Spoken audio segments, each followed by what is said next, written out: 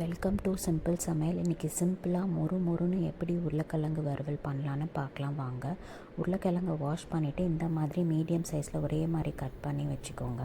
அப்புறம் ஒரு ஹீட்டட் பேனில் 4 டேபிள் ஸ்பூன் எண்ணெய் ஊற்றிக்கோங்க. கிறிஸ்பியாக வேணும்னா, இல்லைனா 2 டேபிள் ஸ்பூன் எண்ணெய் ஊற்றிக்கோங்க போதும்.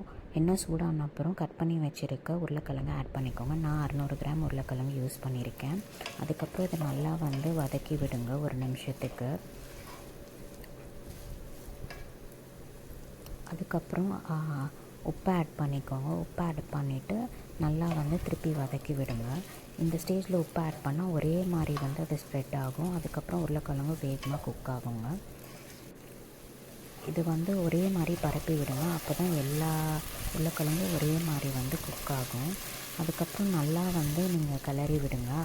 அப்படி கிளறி விட்டால் தான் அது பேனில் ஒட்டாமல் வரும். அப்புறம் 1 டேபிள் ஸ்பூன் சில்லி பொடி ஆட் பண்ணிக்கோங்க 3 நிமிஷத்துக்கு அப்புறம்.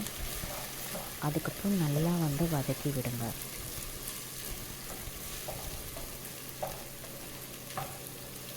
மூணு நிமிஷத்தில் உருளைக்கிழங்கு பாதி வெந்திருக்குங்க. அந்த ஸ்டேஜில் நம்ம ஆட் பண்ணால் தான் பொடி ஒரே மாதிரி கோட் ஆகும். அதுக்கப்புறம் நல்லா நீங்கள் சாட்டே பண்ணி விடுங்க. சாட்டே பண்ணிவிட்டு ஒரே மாதிரி ஸ்ப்ரெட் பண்ணி விடுங்க. இதே மாதிரி 1 நிமிஷம் விட்டு திருப்பி பண்ணிகிட்டே இருங்க. பாருங்கள் எப்படி கிறிஸ்பியாக இருக்குதுன்னு.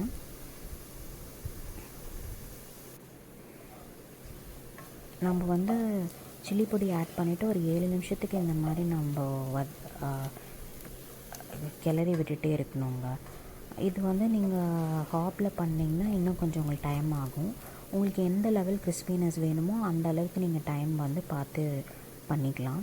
இந்த ஸ்டேஜ் பர்ஃபெக்டாக இருக்குங்க. இந்த மாதிரி ஆனப்புறம் நீங்கள் ஸ்டவ் ஆஃப் பண்ணிவிட்டு ஒரு பவுலில் ட்ரான்ஸ்ஃபர் பண்ணுங்கள். இப்போ உங்களுக்கு அந்த சத்தம் கேட்குதா? அவ்வளோ கிறிஸ்பியாக இருக்கும். இது சாம்பார் ரைஸ், தால் ரைஸ், ரசம் ரைஸ், அப்புறம் எல்லா வெரைட்டி ரைஸ்க்கும் நல்லாயிருக்கும். பண்ணி பார்த்துட்டு எப்படி இருக்குன்னு சொல்லுங்கள். தேங்க்ஸ் ஃபார் வாட்சிங். இன்னொரு சிம்பிள் சமையலோடு உங்களை மீட் பண்ணுறேன்.